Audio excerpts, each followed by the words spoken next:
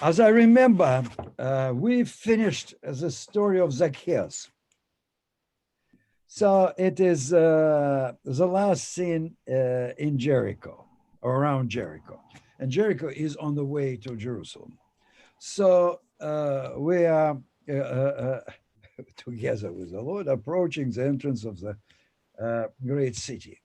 And as you remember, there was obviously, we remember, there was a scene of the triumphal entry into Jerusalem, which is recorded by our four gospels because it's the beginning of the Passion story. So it's a very important thing. So definitely Luke also describes it. But before we go into it, let us read his parable, the last parable before the entrance. This is a parable in Luke 19, 11:27, which we ask Mary to read for us. That will be a story well remembered to us because it repeated several times from various gospels during the Sunday readings. So we all have it here, in our mind. Let us read it. So it's 19:11:27. Okay. As they heard these things, he proceeded to tell a parable because he was near to Jerusalem and because they supposed that the kingdom of God was to appear immediately. He said, therefore, a nobleman went into a far country to receive kingly power and then return. Calling 10 of his servants, he gave them 10 pounds and said to them, trade with these until I come. But his citizens hated him and sent an embassy after him, saying, we do not want this man to reign over us.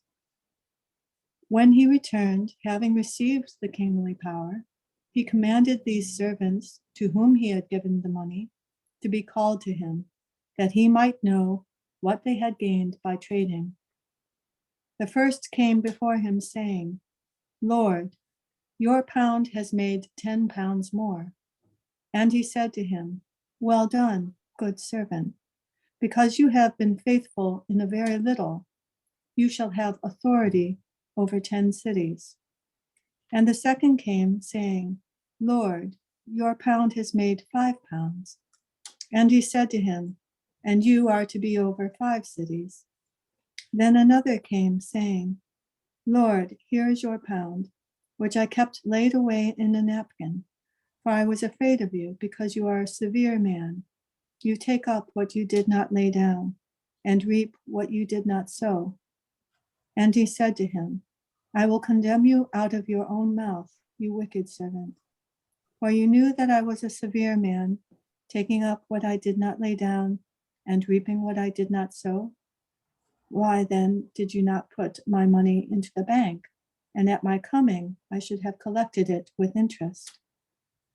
And he said to those who stood by, take the pound from him and give it to him who has 10 pounds. And they said to him, Lord, he has 10 pounds.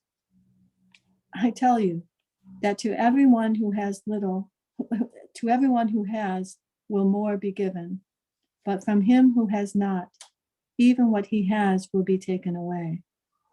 But as for these enemies of mine, who did not want me to reign over them, bring them here and slay them before me. Okay, that is a parable. And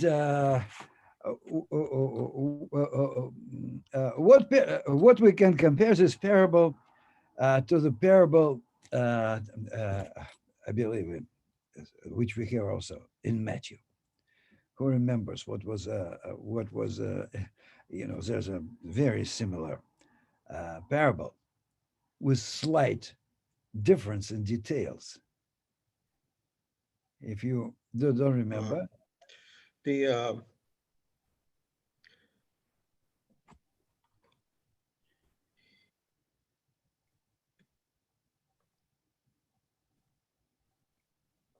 When the servant said he owed a lot, and he to the people who owed a lot, he said, write down that you owe half of the sums that you owed originally.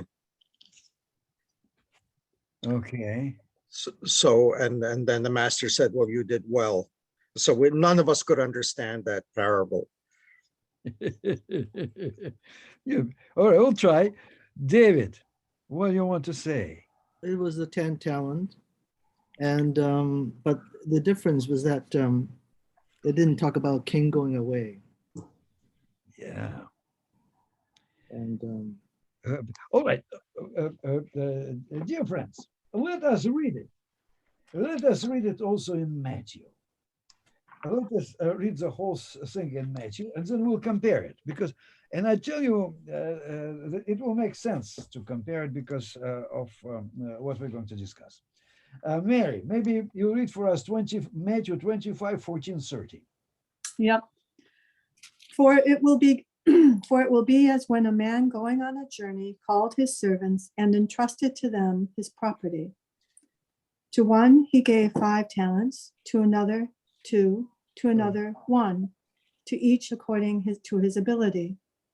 Then he went away. He who had received the 5 talents went at once and traded with them, and he made 5 talents more. So too, he who had the 2 talents made 2 talents more. But he who had received the 1 talent went and dug in the ground and hid his master's money. Now, after a long time, the master of those servants came and settled accounts with them. And he who had received the 5 talents came forward, bringing 5 talents more, saying, Master, you delivered to me 5 talents. Here I have made you 5 talents more. His master said to him, Well done, good and faithful servant. You have been faithful over a little. I will set you over much. Enter into the joy of your master.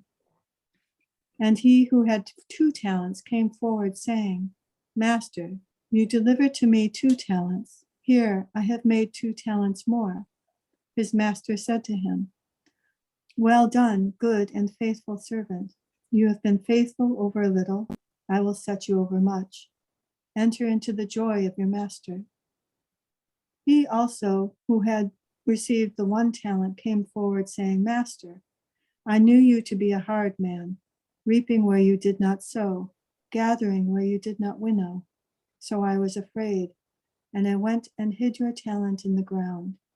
Here you have what is yours. But his master answered him, You wicked and slothful servant. You knew that I reap where I have not sowed, and gathered where I have not winnowed? Then you ought to have invested my money with the bankers, and at my coming I should have received what was my own with interest. So take the talent from him, and give it to him who has the 10 talents. For to everyone who has will more be given, and he will have abundance. But from him who has not, even what he has will be taken away. And cast the worthless servant into the outer darkness, where men will weep and gnash their teeth. Now we have 2 stories in front of us. Yeah, let us now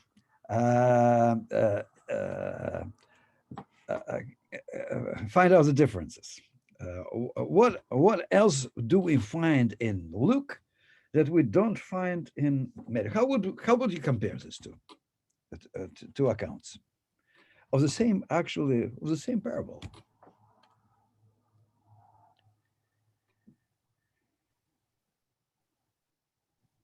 Well, immediately, isn't the harshness of Luke stand out, that he brings, he's saying all those who did not want them to reign over him, which is his citizens who did not want him, to have them brought and slain before him. And whereas in Matthew, the one worthless servant is thrust into the outer darkness. That's the very end of it, but that stands out, especially for Luke, who's generally not so harsh. Very good point, I think, that you emphasized. First of all, let's see. In a Matthew parable, there is kind of a relationship between the master and his servants, and the money he gave to them, and how they kind of what they did with it. So it's probably one line of a relationship. But in Luke, it is more, it's wider. Look what is said here. What is said here? Calling 10 of his servants, he gave them 10 pounds and said to them, trade with this till I come. Now, all of a sudden, one particular sentence is introduced into this parable. But his citizens hated him and sent an embassy after him, saying, we do not want this man to reign over us. So it's, that complicates the whole story. It's not that between, him and, as a lender and those who receive the money, but it's a position. It's a political position. So, first of all, he starts when he comes back. He comes back with power. That's the point. He comes back with power. When he returned, having received the kingdom, we don't know from whom he received the kingdom. But he received the kingdom. And then he settles account with them.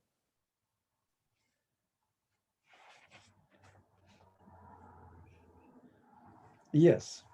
So the situation with a sloth tenant is kind of similar, what he said to them.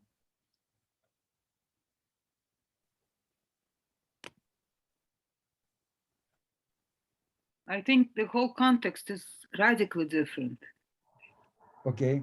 In Luke, it's really eschatological. It is, first of all, he doesn't specify why they hated him, because he hadn't provoked that. So it is obvious that he's talking not even about the judge, God as the judge, but about himself being the heir of God as the judge. And he's kind of commissioning, he's giving everybody equally. This is also important, unlike the situation in Matthew. But they are, in what capacity are they supposed to obey him? Only because he gives them gifts. They don't want his kingdom, so it sounds like the prophecy of Jesus being hated himself as Christ. It introduces a very different notion of who gives them or lends them the money, and the hatred. The word is so strong that when we read it with our modern eyes, we think, well, he must have provoked it somehow. If he was hated so much, then, a hated ruler is, especially for our democratic mentality, is not welcome by the people. But if we see it from the point of view of what's about to come, namely Christ receiving his kingdom through his death, through being killed by his subjects, it is, and giving everybody equally. I think the differences between these two versions of the parable in Matthew and here become very important. The only thing I don't understand, Father Michael, is why you consider the Gospel of Matthew to be that of the kingdom and kingship, Christ's kingship, and not this one. Because here, I think, in this parable, it's precisely what it's talking about. All right. In order to make the clear point why it is Matthew that I believe it's a royal gospel. We have to go through the whole Matthew, which once we did, but to point out these steps where the idea of kingdom and Jesus as a king is being growing, and then finally have this for complete fruition in the last words. I don't deny it at all. The only thing I don't understand is on the ground of the comparison of these two versions of the parable, because here the motif of the kingdom, of its prophecy, of its price, and of the total lack of motivation for him being hated, and yet are kind of being implicated amongst the haters with our own current idea that a person who is so universally hated should not rule over us. All of these are so provoking and so suggesting that the only explanation to this applying to Christ himself is his following story. It's kind of the interpretation of his divine kingship is obligatory, because otherwise the story doesn't seem to make sense psychologically, politically, socially, even ethically, unless we see that he's talking about himself, not just as God, but himself as the Son of God who is about to suffer and receive his kingship. Nothing is explained about, who receives kingship in faraway lands, who needs to travel to do it, why would people send an embassy to him to tell him that they didn't want him as a king? Apparently they're not understanding that they're sending it to him. They believe they address directly God himself. In other words, every single, here my kind of deconstructionist self comes in, because one of the things that I've learned from them is that I find useful is that when something doesn't seem to make any sense, it usually is very important for explaining the whole. And here, so many things are not, like the narrator doesn't deign to explain them to us. He leaves them hanging. And they're so provoking, all of them. Why did they hate him? Why did he have to go so far to receive his kingship? Why do they oppose his kingship so much? Why he gives equal gifts? So the context, all of the context of that parable seems to be very different. It's not that he doesn't give fairly. This is deliberately taken out of this version, where in Matthew it's very strong. So it's precisely what Luke leaves out as what we call literary motivation, or as a kind of him putting in detail that makes the story make sense. He deliberately extracts it from it. The fact that we need to fill in these lacunae reminds me of the proverbial notion of the interactive art. Unless we do it, we don't make any sense out of the story. And this is very, very different from Matthew, I think. Thank you very, very much. I think that these two comments are very important to what I'm driving you to. After this parable, what we have in Matthew,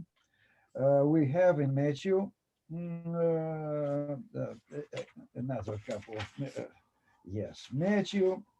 Now Jesus, the next step, Jesus is in the house of at Bethany, in the house of Simon the leper. Now, as far as Luke is concerned, Jesus just prepares his entrance to Jerusalem. And when he had said this, I'll give a little bit. And when he had said this, he went on ahead, going up to Jerusalem. When he drew near to Bethphage and Bethany, at the mount that is called Olives, he sent two of his disciples, saying, "Go into the village opposite where you're entering. You will find a colt tied, on which no one has ever yet sat." Obviously, we know this story. But now, Where it's taken from? Where's it's taken of the image of the colt? Obviously, we also read the prophecy from Zechariah. Now, I want us to address this book because not only this particular episode, which makes a background, not of the entrance, and also, I believe, in this parable of Luke, but give us much wider background of the Messiah, his suffering, and his eventual victory. Now, what is a book of Zechariah? First of all, Zechariah is almost the last book in the Old Testament, right before the Gospel of Matthew. Zechariah then follows short book Malachi, which also can be translated as my angel, my messenger. Malachi means my messenger. But Zechariah is apocalyptical book. It is a apocalypse of the Old Testament. It's all written as apocalypse.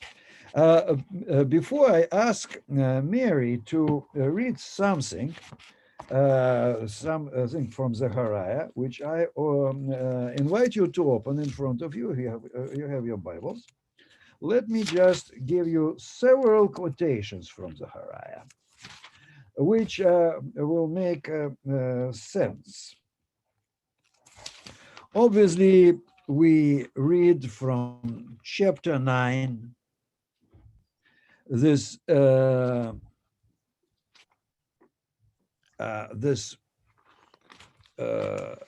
episode, or not a pronouncement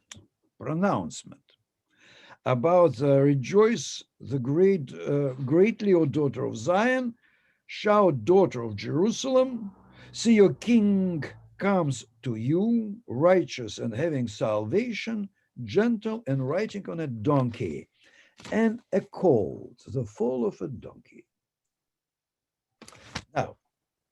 Now. Father Michael, why are you doing it before? Give us the chapter and we'll follow. Yes. I gave you the source immediately. Wait a second. I gave you the chapter. It's chapter 9. Thank you. It's chapter 9. It is verses from 9 to actually just verse 9 to begin with. But who is Zechariah? Zechariah is mentioned also in books of Nehemiah and Ezra. He is a prophet of the return.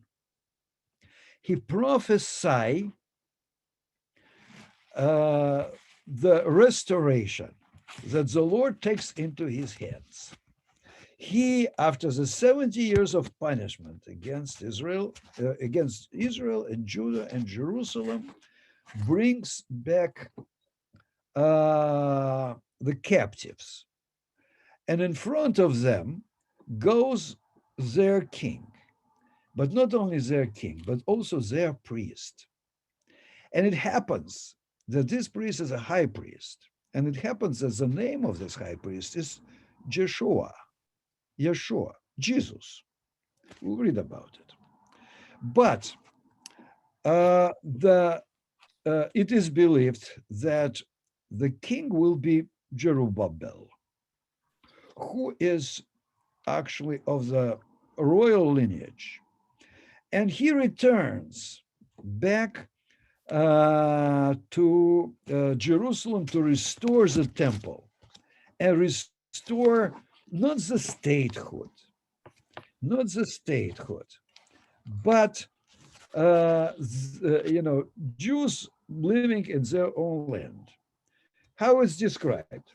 In the beginning of the book of Zechariah, it said, in the 8th month of the 2nd year of Darius, the word of the Lord came to the prophet Zechariah, son of Berechiah, son of Iddo.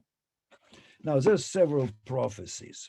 It is actually well documented and placed exactly in the year 518 before Jesus Christ. That when Darius issued his decree of returning Jews to their land, but also as a province of the Persian Empire.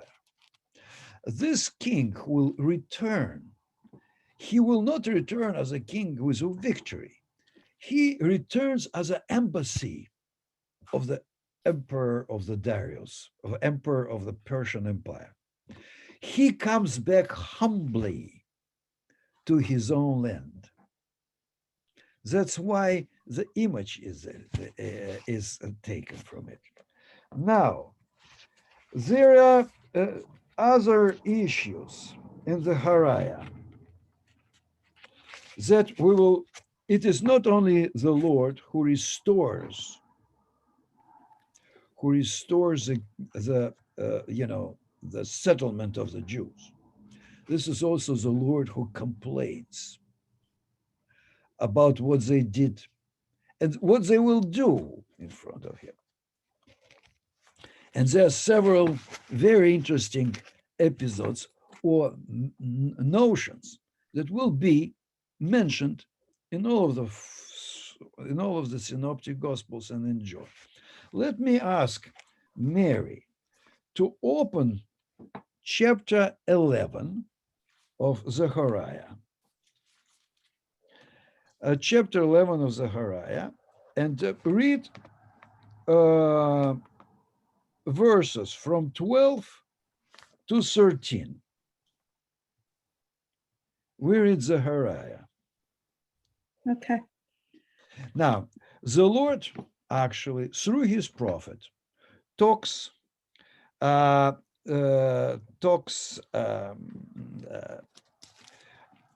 look, in apocalyptic terms, there are angels, there are kind of characters to whom the Lord talks in together with the elders and the power people of Israel. So that's kind of a conversation that many people participate. Okay. 12. Okay. Okay. Let us start a little bit before 10, from 10 to 13. To 13. Okay. And I took my staff, Grace, and I broke it, annulling the covenant which I had made with all the peoples. So it was annulled on that day, and the traffickers in the sheep who were watching me knew that it was the word of the Lord. Then I said to them, if it seems right to you, give me my wages, but if not, keep them. And they weighed out as my wages 30 shekels of silver. Then the Lord said to me, cast it into the treasury. The lordly price at which I was paid off by them. So I took the 30 shekels of silver and cast them into the treasury in the house of the Lord. Okay, thank you. I'll read you a little bit different translation. I mean, I think it's not only a matter of translation. It's a very interesting notion, but you first give your version. If you think it's best, give me my pay, but if not, keep it. So they paid me 30 pieces of silver. And the Lord said to me, throw it to the potter, the handsome price at which they priced me. So I took the 30 pieces of silver and threw them into the house of the Lord, to the potter. So obviously we recognize these things, from Matthew about 30 pieces. Now the Lord it's interesting Michael, that before you continue, okay, go ahead. It's really important to account for this difference in translation, because there seems to be a pun. The word in Hebrew is yotzer. Hayotzer. Hayotzer is like a poeta. Sefer Yetzirah in the Kabbalah is from that. It's someone who makes things out of something, not out of nothing. So it could be a function in the temple indeed, besides being a shaper or a potter or someone who makes things. It's a general word. For example, it could be a word for, oh, by the way, Claudia has some interesting version. Let me just check. Yeah, smelting furnace in the house of the Lord, I think is a little bit too much of a surmise. It's very interesting, but I would like to come back to the original point for a second. I mean, it's all of these, what I want to say is that all of these things are interpretations. They, like all interpretations, they make sense, but they take care only of part of the notion. While in the Hebrew of Zechariah, it's deliberately open. It's open to a bunch of interpretations. A potter is the notion that it's a basic trade or artisanship of someone who makes things. In a way, it's true. Figuratively, as we know, especially as we have known since the book of Genesis, it may also be presented as the image of God himself, and he makes it out of clay. But essentially what it means is the generic word for someone who, for the maker, not the creator out of nothing, but the maker. Ladies, we can't hear you. Something like an artisan. Yeah, well, it's again an interpretation.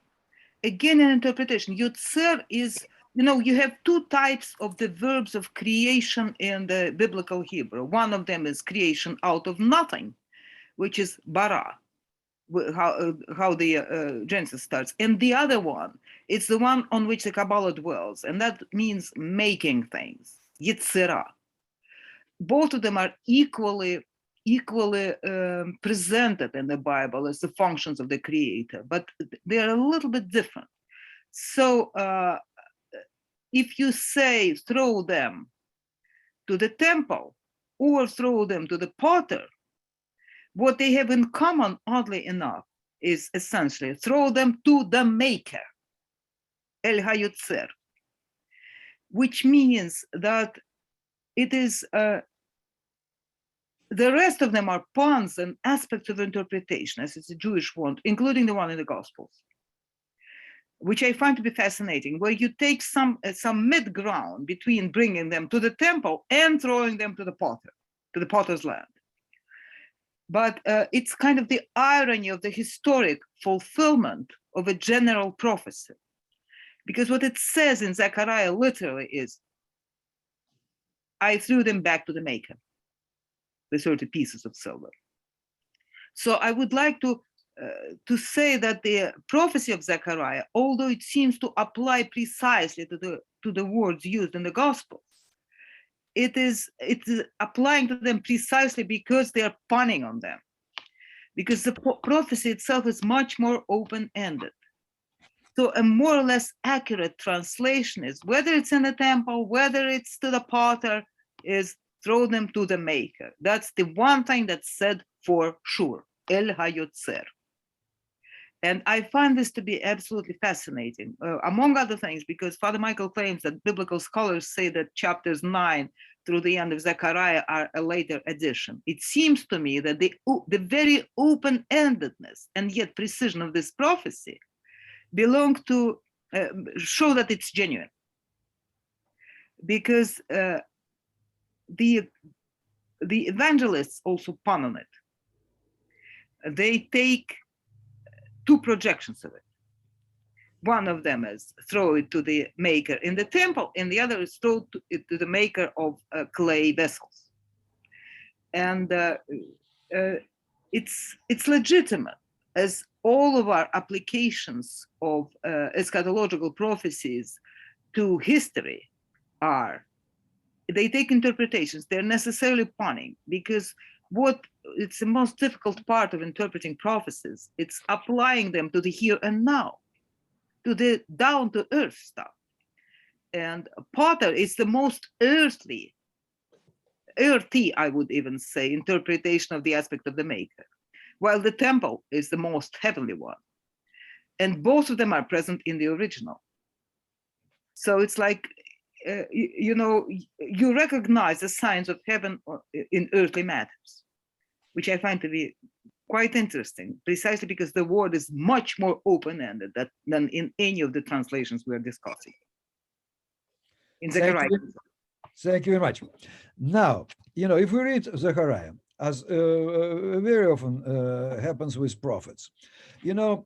All of a sudden, the word of the prophet himself, out of his own words, fuses with the words of the Lord himself. And you don't even know what he talks about, himself or the Lord. If we take, let's say, the next chapter, I'll just a few excerpts from it, from 12. It's open with the words, "This is the word of the Lord concerning Israel." It goes. Then, chapter 12, verse 1. Then we go to verse 10, from 10 to just one word, just one verse. I'm telling you, verse 10. Verse 10. "And I will pour out on the house of David and the inhabitants of Jerusalem a spirit of grace and supplication." And all of a sudden, what I receive from them, "They will look on me, the ones they have pierced, and they will mourn for him as one mourns for an only child, and grieve bitterly for him as one grieves for a firstborn son." And then it goes, "On that day the weeping in Jerusalem will be great," and so on and so forth, and so on and so forth. So it is obviously another passage which, we should recognize. Olga, what you can make out of it from the original? Here I have no objections. I mean, the reading seems to be completely relevant. And again, it's not a question of the original here, but of what happens in Luke himself, namely the least explained part is the hinge on which the whole interpretation depends, namely why they pierce him first and then mourn him immediately. Sort of doesn't make sense. It's either they hate him or they mourn him. And the fact that they do one immediately after the other, I find to be very fascinating. Very interesting. It's really interesting that Zechariah here seems to be very close to the New Testament. There is one tiny purely textual commentary that I would like to make that seems a little bit strange to me and maybe justifies the claim of later biblical scholars. The spelling in this passage is what we call in Hebrew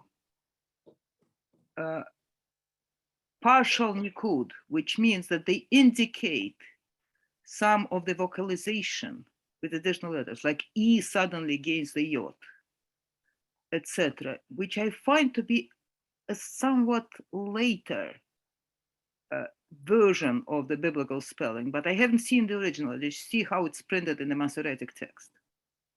And in and of itself, it could be an argument for this thing being close, at least closer to the gospel style, if not, I never know with those prophecies what unites them together, because about Isaiah, they say that it takes about 300 years. But that's what I found a little bit strange, the spelling version that never appears before. For example, for the only son, it certainly says Yehid, and they would spell the Yud there, or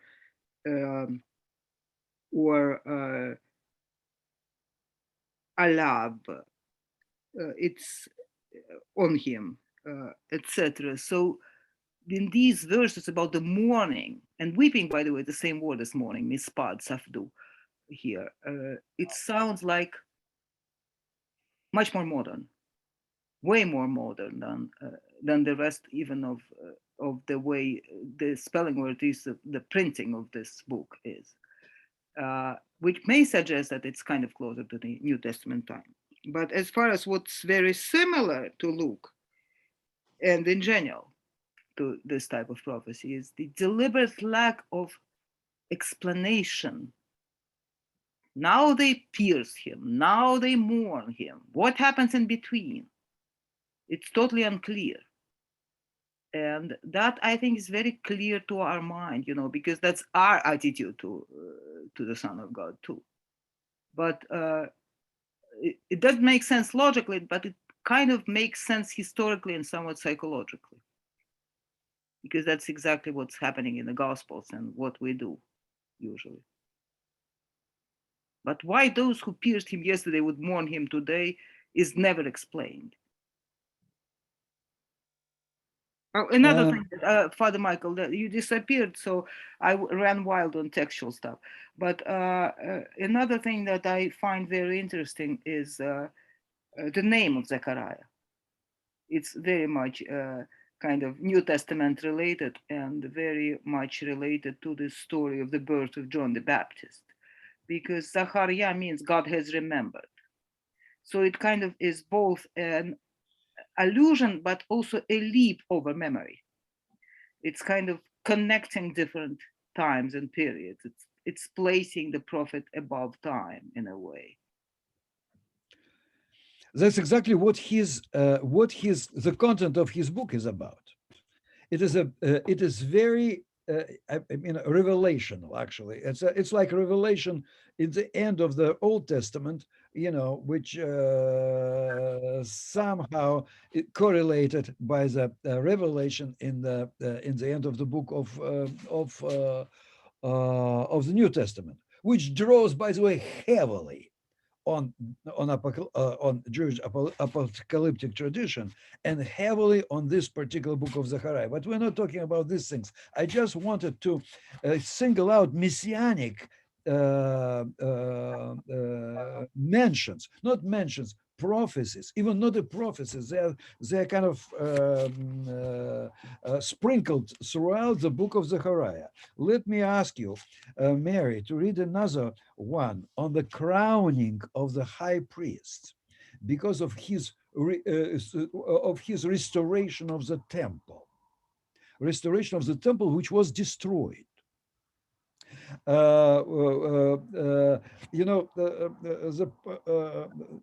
There's two contradictory points. On one hand, recognition, receiving the grace, receiving at the same time receiving the punishment for unbelief. Then receiving the grace, then paying that with a piercing the one who just gave you the grace, and then inviting him, how you price what I did for you, and the Lord speaks through the prophet. How much you going to give me? If you don't want to give me anything, don't give me anything. But they say, but they decided to give me something. They give me 30 pieces of silver.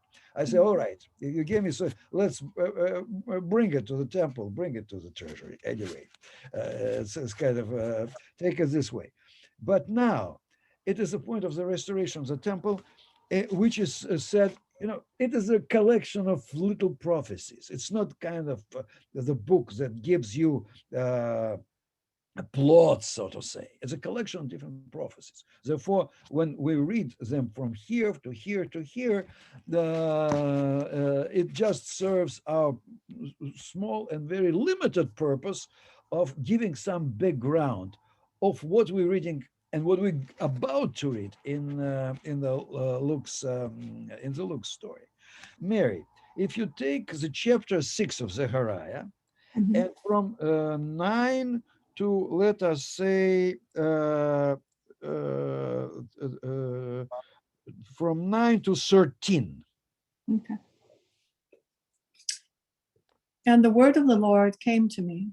Take from the exiles Heldai, Tobijah, and Jediah, who have arrived from Babylon, and go the same day to the house of Josiah, the son of Zephaniah. Mary, did you mean something? Did take silver and gold? Did you say this, or there is nothing? This is. Are you saying chapter 6? Yes, chapter 6, 9. The word of take silver and gold. Is there? No, I don't have that. No, there is none of that. Oh, there's none. It's sorry, it's in my translation. And what to take? Okay, then I'm sorry. Let us first of all read what Mary will read, and then Olga will correct. Okay. Uh, And go the same day to the house of Josiah, the son of Zephaniah. Take from them silver and gold, and make a crown, and set it upon the head of Joshua, the son of Jehozadak, the high priest, and say to him, Thus says the Lord of hosts, Behold, the man whose name is Branch, for he shall grow up in his place, and he shall build the temple of the Lord. It is he who shall build the temple of the Lord, and shall bear royal honor, and shall sit and rule upon his throne. And there shall be a priest by his throne. A peace and peaceful understanding shall be between them both. Thank you very much. Olga, do you have any comments on this translation? Of course, yes, about the branch. Tzemach is much more general. It's not the branch, but what gives branches. It's actually the plant. It's like, I don't know, vine to the grapes, to the grape bunches. Tzemach is a much more general word that is very operative both in the book of Zechariah and that's, remember our hymn, for example, for the crowning service or for baptism, Rejoice, O Isaiah, Virgin is with you and shall give son Emmanuel, his name, and Orient is his name. Now it's not Orient. It is Tzemach, which means the source of growth, the source of branching out, of flowers, of blooming. And this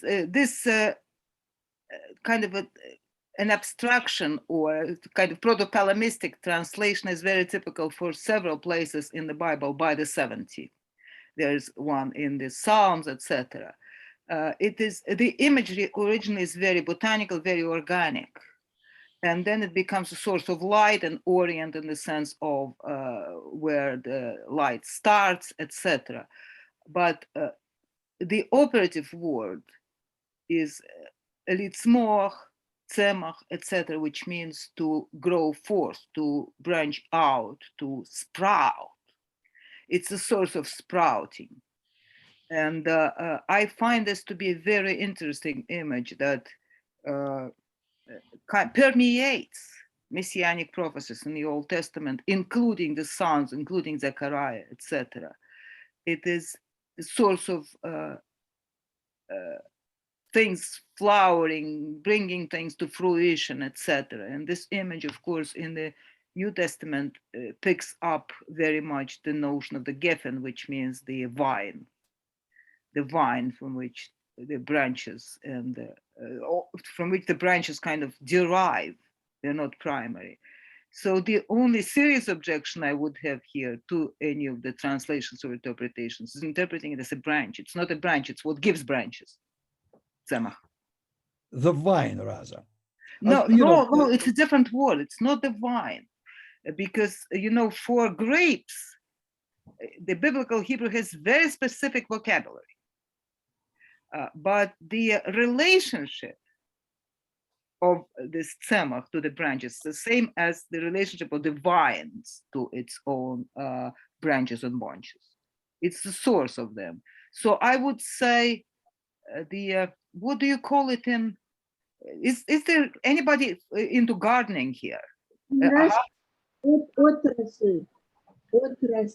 otrasl is already what originates from it. I know that you have it in the translations, but it's what in Russian you would call a rassada. What do you call it in English, Levchika?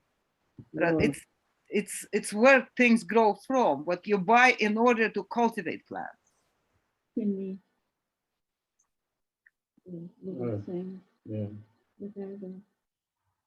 bulb. The what? The bulb. No, it's not a vessel. It's the botanical. No, the bulb, B-U-L-B. Bulb. I'm not, no, it's not anything budding. It's not, I don't quite know how to put it. I mean, the best translation, contemporary, for example, would be the plant. but it's the plant in the sense of being able to give stuff, to give growth. So it's a растение in the basic Russian sense of the word, whatever, the source of planting. It's no longer the seed or the bulb. It already has given a sprout. Yeah? Не слышу. Слышно. These are sprouted little plants. So what do you call it, What do you call it? I don't know, but essentially the plant would be a more precise translation than a branch. Well, a branching plant, I don't know. They're called seedlings.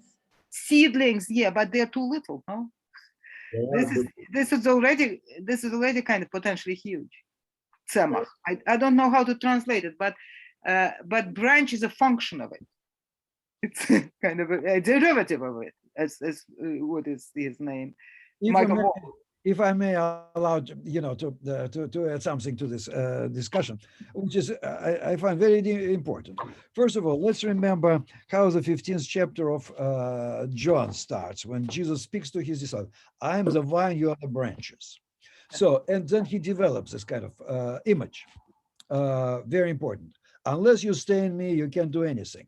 Now, this idea of branching, the idea of vine, is very important also. It comes in, again and again in Zechariah. In Zechariah, God, the Lord, appears, first of all, he reminds about his restoration of his covenant with Judah and Israel. But he speaks about also his covenant with all the nations. And then he invites also them. And a little bit before, in chapter 3, there is, it is, the prophet describes the restoration of Jerusalem and the house of Judah, and where everything will be so fine. And in that day, each of you will... Michael, immediately give the verse, please. Yes, sure. 3:10. Chapter 3, verse 10. Chapter 3, verse 10. In that day, each of you will invite his neighbor to sit under his vine and fig tree, declares the Lord Almighty. So it is also the image of growth. Olchka, but the word is different. I mean, here it's tachat hagefen. Indeed, it's under the vine. Right. Here, yes, but not with the word semach. Yes. So both of them are, they are driving at the same notion, but John picks up on the vine, and it's good and it's beautiful, but he doesn't even they all mention the fig tree, but in a different context. But what's in here, it's kind of the image of plenty immediately, but it's also the image of the source of plenty. So in that way, all of these words apply. But it's a different word. I mean, all of them create the same, what they call semantic cluster. They all belong to the same symbolism, but the words are slightly different. So what they translate as the Orient, to boil it down to what they translate as the Orient by the 70 and in the church, actually means this source of vegetation. In other words, it's a tzemach. It's the archetypal plant. Archetypal in the sense of primary, absolutely primary. Thank you very much. By the way, the notion of the tree also belongs there, obviously, but all of them are a little bit more botanically specific. Well, tzemach is the most general of them. It includes all of them, but as kind of the general notion of the planthood in a way, even. And now I want to bring to your attention, not last but not the least, but... By the way, this is a word that appears in Genesis, I'm sorry, in the story of the creation. Sorry. Okay. So, when Jesus enters to Jerusalem, there will be final confrontation, and he will depart, and he will, from the Mount of Olives, when he forced of his disciples will come to him and ask four of his disciples, look at this temple, look at the beauty of this. The stone upon stone will not remain there. And then he speaks that, and he weeps. He will weep, as we remember, he weeps in Matthew and he weeps in Luke for Jerusalem, because Jerusalem did not recognize the time of his visitation. And because of that, he will be, fought upon by all nations here. And then we have the prophecy in Zechariah, which brings together past and present, destruction and restoration, and also makes it in a timeless apocalyptic conclusion to it. I'll just ask Mary to read for us this verses from chapter 14. It's the last chapter, from 1 to 7. From 1 to 7. It's chapter, Olga, chapter Zechariah, chapter 14, verses from 1 to 7. We'll discuss it and we'll finish by this today. And then so with this background, we'll look forward for reading the entrance of the Lord. Okay, Mary, please. Behold, a day of the Lord is coming, when the spoil taken from you will be divided in the midst of you. For I will gather all the nations against Jerusalem to battle, and the city shall be taken, and the houses plundered, and the women ravished. Half the city will go into exile, but the rest of the people shall not be cut off from the city. Then the Lord will go forth and fight against those nations, as when he fights on a day of battle. On that day, his feet shall stand on the Mount of Olives, which lies before Jerusalem on the east. And the Mount of Olives shall be split in two from east to west by a very wide valley, so that one half of the mount shall withdraw northward and the other southward. And the valley of the my mountain shall be stopped up, for the valley of the mountain shall touch the side of it. And you shall flee as you fled from the earthquake in the days of Uzziah, king of Judah. Then the Lord your God will come, and all the holy ones with him.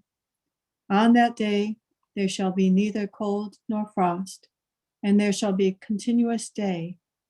It is known to the Lord, not day and night, for at evening time there shall be light. Thank you. So you see here on both sides, the fall of Jerusalem, the restoration of Jerusalem, and eventual coming of the Lord, when the time doesn't exist any longer, just the light.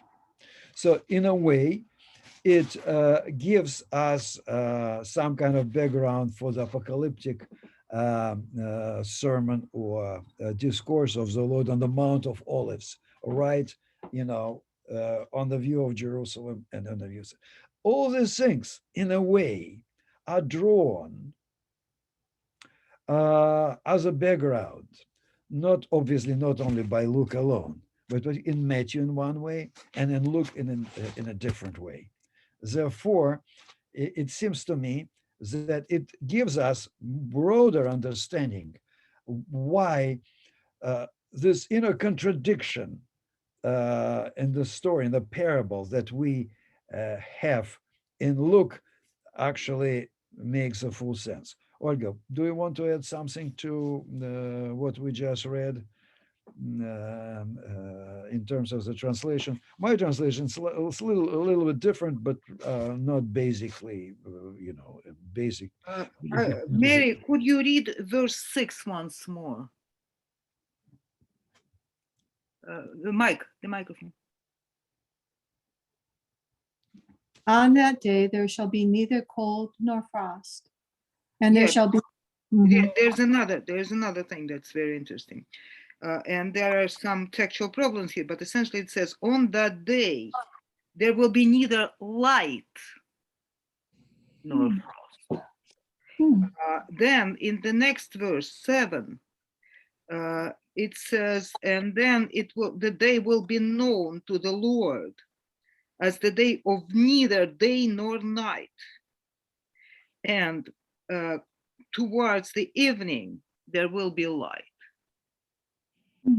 Which I find to be very interesting because, usually we think about the interpretations of Zechariah and in general the Old Testament and the Greek tradition as infusing too much light imagery. But here somehow it swallows it. And I think it's really important because there are even some folk songs, apocalyptic Jewish songs that say the day is nigh, which will be neither day nor night. And it is very interesting because the pun is on the word day itself. Like in English, it could mean the sutki, the 24-hour period or the daytime. And the same pun exists here in Zechariah. Only towards the evening, there will be light. So normally towards the evening, it disappears, right? But here, it will appear only towards the evening. So in a way, the apocalyptic time here is presented as a kind of contrary, or at least countering to an extent, at an angle to the earthly astronomic time. The light appears only towards the evening. The day is not quite the day, etc. We have some of its fulfillment, obviously, with the description of the crucifixion, when we have the eclipse of the sun.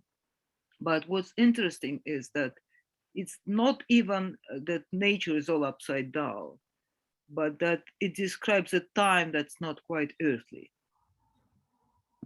Or like the time or the situation just at the very beginning of creation. Yes, exactly. It kind of returns. The end looks like the beginning and outside of the timeline. Created. Ладушка, тебя очень плохо слышно. Приближайся к микрофону. Before the luminaries are created. Okay. It's Now, a different kind of light, yeah. thank you. As we wrap up, this discussion, may I ask you a question? Do you find it helpful that we went to Zechariah, the background? It's a very difficult book in general. Therefore, I did invite you to read the whole thing because I'm unable kind of to unpack all the meaning of it. I just picked up some of the... Why don't you delegate it to other people to read and make the meaning out of it? Absolutely. You didn't make us read it because you couldn't make sense out of it. All right, Ochka, that's why you were invited to do it. So I think it was helpful, or not? What do you think? Yes. I think one of the most interesting things is that all of those readings exist in the church. The question is, how do we perceive them? We usually perceive them as something kind of self-evident with our high knowledge of them from the New Testament, but encountering them in the original context where it's not quite clear yet how to interpret it, implicates us in Christ's disciples' predicament or his contemporaries' predicament, where we have to correlate what's said with the events of the Gospels on our own. So I think discussing it is very important. Also, during the liturgy of the Great Saturday, we sing, let the whole mortal flesh stay silent. And so it's taken also from Zechariah. Be still before the Lord, all mankind, all mortal flesh. Все время давай стих и главу, постоянно. Sorry, it's 2:13, chapter 2:13. Be still before the Lord, because he has roused himself from his holy dwelling. Yeah. So actually, it's just one of the few things. As soon as Olga will find it and comment on this, we'll finish because I have to make my plans how to get from point A, from point W to point Y. With the trains canceled and buses already left. Take a drone. What you suggest? Yeah. Take a drone. All right, Olga, do you want to say something? I don't understand what the verse is. I'm sorry. Verse, I told you, verse, the last verse of the chapter 2. It's a verse 13. It's well, it's Uh, not the last verse of the chapter 2 in the Hebrew. I'm sorry. Be Could still you- before the, be still before the Lord. Well, chapter 13 in the Hebrew has 17 Not verses. 13, chapter 2. Yes, Chapter, chapter 2 has 17 verses. oh, In the so I'm sorry about it. I'm sorry about Mine has only 13. it. Yeah, because so anyway, what is the how does verse 13 start in the English? Be still before the Lord. Olga. No. Be silent, all flesh. О flesh, be still, all flesh. Да молчит всякая плоть человека. Yeah, I understand, but it's not there. It's not there? No. Could you read something before or after? Because it may be a matter of different numeration or division. Okay, Well- what is verse 10? Okay. Shout and be glad, O daughter of Zion, for I'm coming, and I will find, and I will live among you, declares the Lord. Many nations will be joined with the Lord in that No, day. No, and will become my it's a people. different numeration altogether. I'm sorry. I'm I will sorry. among you, and you will know that the Lord Almighty has sent me to you. I understand, but this is a different numeration. I'm sorry. Okay. All right, my dear friends, I have to finish today because that's so I will. Yes.